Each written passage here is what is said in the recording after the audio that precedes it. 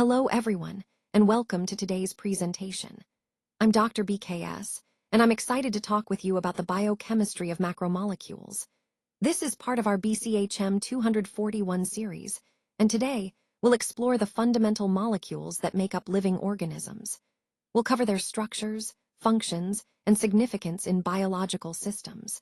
So, let's dive in and discover the fascinating world of macromolecules together. Let's take a closer look at how glycoproteins are involved in the ABO blood group system. The key point here is that the blood group is actually determined by specific glycoproteins and glycolipids present on the surface of red blood cells. These molecules have carbohydrate parts, or sugar chains, that vary among different blood groups. For example, in blood group A, you find a sugar called N-acetylgalactosamine attached to the surface. In blood group B, it's a different sugar called galactose. When a person has both types of these sugars, that's blood group AB. And for blood group O, there are no additional sugars, just the H antigen, which is a sort of foundational structure. Understanding these differences helps explain how the immune system recognizes and reacts to different blood types, which is fundamental in transfusion medicine and overall blood compatibility. Great, let's dive into our next question. What exactly is a buffer? Well, a buffer is a solution that helps maintain a stable pH, even when small amounts of acid or base are added. This stability is crucial because many biological and chemical processes depend on a consistent pH. So, how does it do this? Buffers work by neutralizing any extra hydrogen ions or hydroxyl ions that might otherwise shift the pH. They do this through their weak acid and conjugate base components.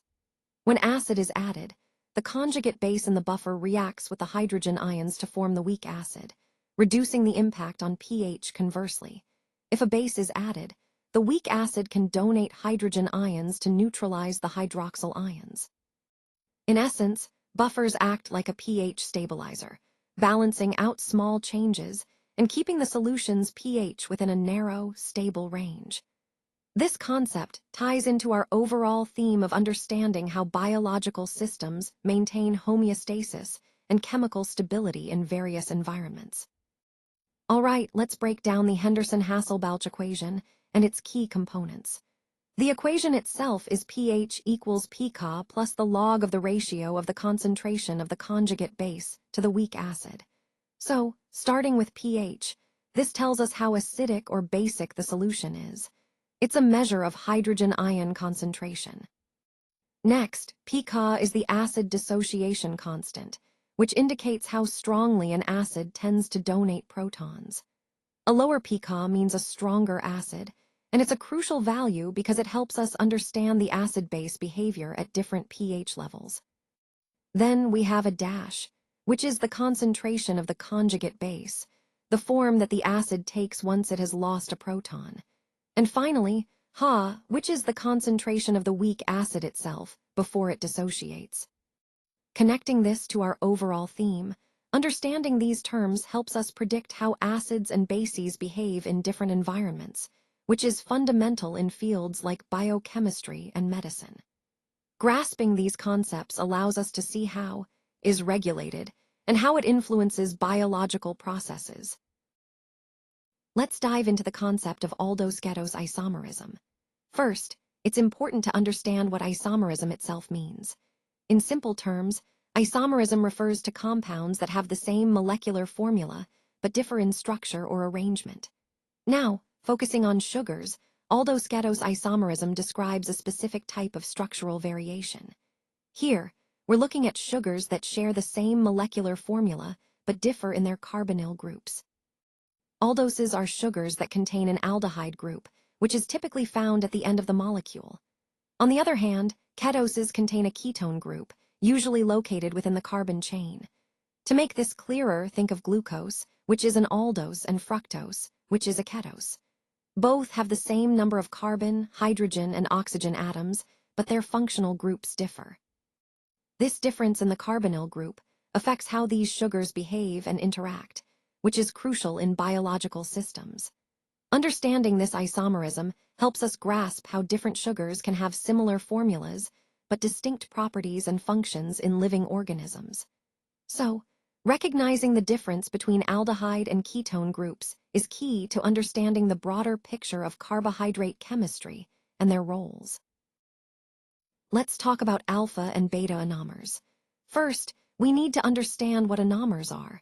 Anomers are a type of stereoisomer specific to cyclic sugars, and their difference lies at the anomeric carbon. Now, the key point here is the orientation of the hydroxyl group attached to this anomeric carbon. In alpha anomers, the hydroxyl group is positioned opposite to the CH2OH group attached to the chiral carbon in the ring. Conversely, in beta anomers, the hydroxyl group is on the same side as the CH2OH group. This seemingly small difference actually has significant implications for the sugar's properties and reactivity. Connecting this to our overall theme, understanding these configurations helps us grasp how sugars behave in biological systems, especially in processes like enzymatic recognition and metabolism. So, recognizing the difference between alpha and beta anomers is fundamental in carbohydrate chemistry. Let's take a moment to talk about enantiomers. These are a special type of stereoisomers, meaning they have the same molecular formula and structure, but they differ in the way their atoms are arranged in space. Specifically, D and L-glucose are mirror images of each other, like left and right hands. The key difference lies in the orientation of the hydroxyl group on the second-to-last carbon atom. In D-glucose, the hydroxyl group is on the right side, and this form is the one that's biologically active in our bodies. This distinction is crucial because it determines how glucose interacts within biological systems. Understanding these stereoisomers helps us grasp how molecules can have different properties even if they look very similar, which ties into the overall theme of molecular structure and function in biochemistry. All right, let's take a closer look at the main constituents of starch. When we talk about starch, we're really referring to two key components that make up this important carbohydrate. The first one is amylose. Amylose is a relatively straight, unbranched chain of glucose molecules, which gives starch its characteristic structure and affects how it behaves during digestion and cooking. The second component is amylopectin, which is highly branched and more complex in structure. Because of these branches, amylopectin is more soluble and influences the gelatinization and thickening properties of starch. Understanding these two constituents helps us grasp how starch functions in foods and how it's broken down in our bodies, tying directly into the overall theme of carbohydrate structure and nutrition. Let's take a closer look at some of the key cell organelles and their functions. First, we have the nucleus, which is often called the control center of the cell. It contains the genetic material, or DNA, that directs all the activities within the cell. Think of it as the cell's command headquarters. Next, the mitochondria are known as the powerhouses of the cell because they are the site of ATP production, which provides energy for various cellular processes. Moving on, the endoplasmic reticulum plays a crucial role in synthesizing proteins and lipids. These are essential for building and maintaining cell structure and function. Lastly, the Golgi apparatus acts like a packaging and shipping center. It modifies, sorts, and packages proteins for delivery to different parts of the cell or outside the cell. Understanding these organelles helps us see how cells operate as complex, highly organized systems that keep our bodies functioning smoothly. So let's talk about the chemical bond in a dinucleotide. A dinucleotide is essentially made up of two nucleotides connected together. The key to this connection is called a phosphodiester bond.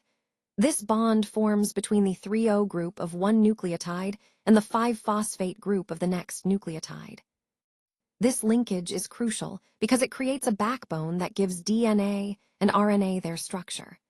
The phosphodiester bond is a strong covalent bond, which ensures the stability of the genetic material. Understanding this bond helps us see how nucleotides are linked in a chain, forming the long strands that carry genetic information. So, in summary, the phosphodiester bond is what holds these nucleotides together in a sequence, enabling the structure and function of nucleic acids. Let's talk about denaturation and renaturation of DNA. So DNA is typically a double strand where adenine, or A, pairs with thymine, T, through one hydrogen bond. Similarly, guanine G pairs with cytosine C through 3 hydrogen bonds. These specific base pairing interactions are what give DNA its stability. Now, denaturation refers to the process where these strands come apart. This usually happens when the DNA is exposed to high temperatures, high salt concentrations, or changes in pH, either acidic or alkaline. Essentially, these conditions disrupt the hydrogen bonds, causing the two strands to separate.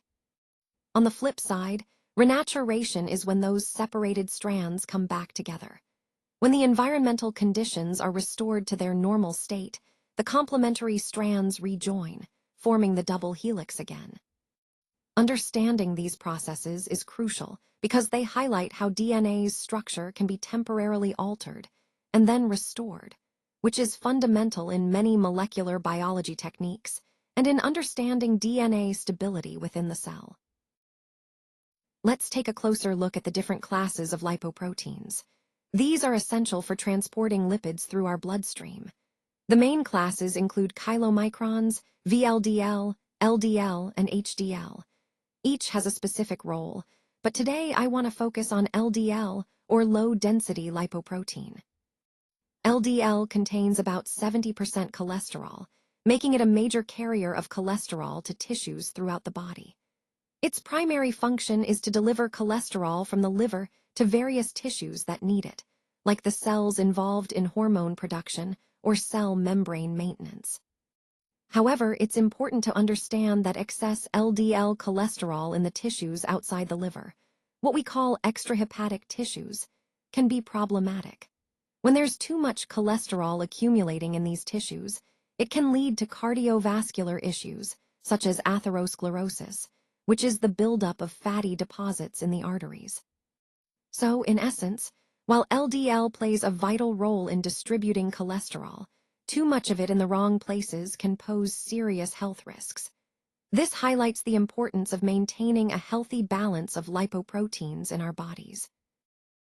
Now, let's look at how essential fatty acid deficiency can lead to infertility. Essential fatty acids, particularly omega-3 and omega-6, play a crucial role in our body's biochemistry. When these fatty acids are deficient, it impairs the synthesis of prostaglandins and steroids, which are vital for reproductive health. Prostaglandins and steroids are necessary for producing sex hormones like progesterone, which are essential for regulating the menstrual cycle and supporting pregnancy. Without adequate levels of these fatty acids, the body's ability to produce these hormones is compromised. This deficiency essentially hampers the synthesis of key hormones needed for fertility, making conception more difficult. So, in the context of our overall theme, maintaining a proper balance of essential fatty acids is fundamental for reproductive function and fertility. So, let's talk about how a peptide bond forms. Essentially, it happens through a process called condensation. This occurs when the carboxyl group of one amino acid reacts with the amino group of another amino acid. During this reaction, a molecule of water is released. This bond that forms between the amino acids is what we call a peptide bond. It's really the fundamental link that connects amino acids together to build proteins. Understanding this process is key because it explains how long chains of amino acids and ultimately functional proteins are assembled in the body. Great question.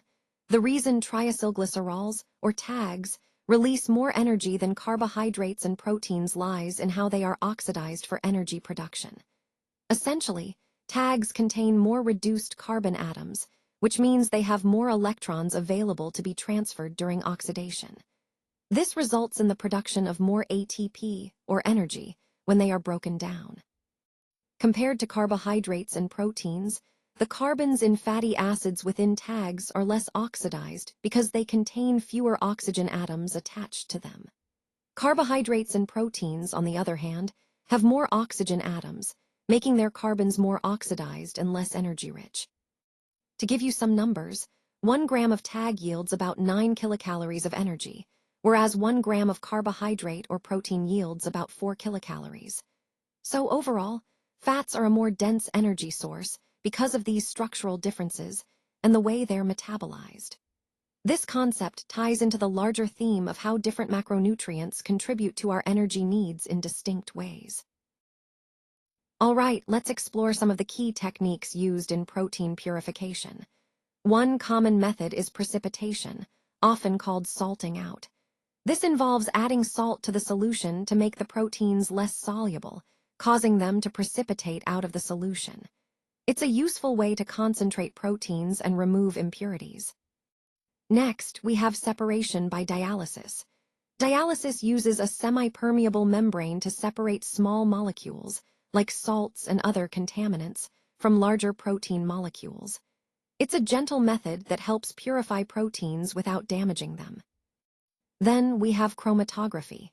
This is a versatile technique that separates proteins based on their different properties, like size, charge, or affinity.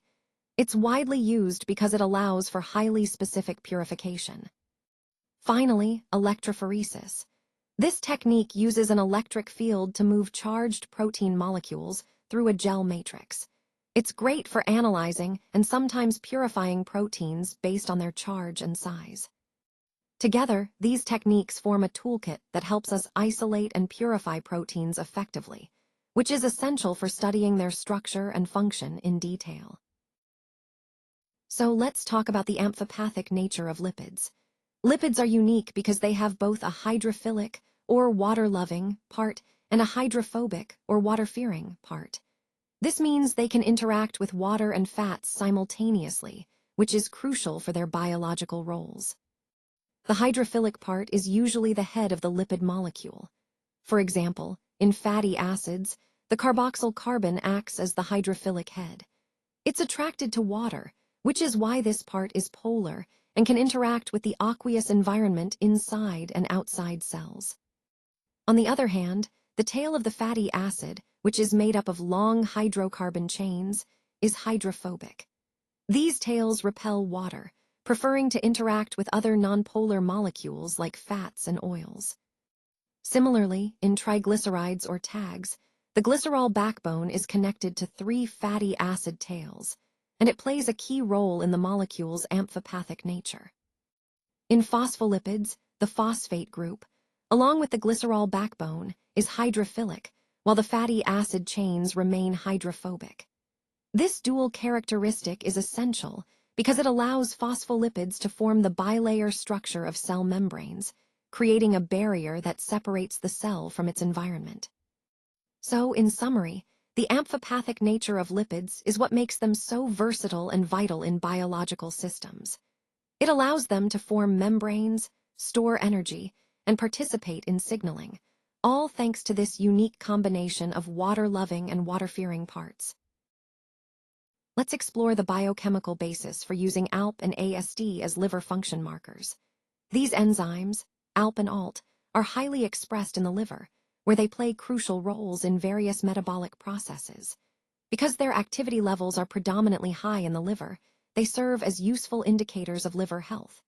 When there's liver damage, these enzymes tend to leak into the bloodstream, so elevated levels in blood tests can point to liver injury. Essentially, their presence and activity levels in blood are direct reflections of what's happening in the liver tissue itself. This is why measuring ALP and AST helps us assess liver function and detect potential liver damage. Great, now let's talk about non-competitive inhibition. This type of inhibition happens when an inhibitor binds to a spot on the enzyme that is outside the active site. What's important here is that this binding reduces the enzyme's activity, and this effect happens regardless of how much substrate is present. So, even if you increase substrate concentration, the enzyme's activity still remains lowered. In non-competitive inhibition, the inhibitor can do 2 things. It can either bind to the enzyme substrate complex itself, preventing the release of the product, or it can bind to the free enzyme, which then blocks the substrate from binding in the first place. This concept is key because it highlights a different way enzymes can be regulated or inhibited, which is crucial in understanding enzyme behavior beyond just competitive mechanisms. It ties into the overall theme of enzyme regulation and how different inhibitors can affect enzyme function in diverse ways. Great, now let's talk about synthetic nucleotides. These are artificially produced nucleotide analogs, which means they are chemically designed to resemble natural nucleotides, but with some modifications. They play a crucial role in various molecular biology techniques and also have important applications in drug development. For example, in DNA sequencing, synthetic nucleotides are used to help identify the exact order of bases in a DNA strand. They're also essential in PCR, or polymerase chain reaction, where they enable the amplification of specific DNA segments. Beyond that, synthetic nucleotides are vital in developing new drugs, particularly anti-cancer and antiviral medications. These analogs can target specific genetic sequences or enzyme functions, making treatments more precise and effective. Overall, synthetic nucleotides are powerful tools that connect fundamental genetic research to real-world medical applications, helping us understand DNA better and develop innovative therapies. Thank you so much for your attention today. I really appreciate your time and engagement throughout this presentation. I want to take a moment to wish each of you the very best in your upcoming exams. Remember, all the preparation and effort you've put in will surely pay off. Stay confident, stay focused, and trust in your abilities. Good luck, and I hope you achieve great success. Thank you again.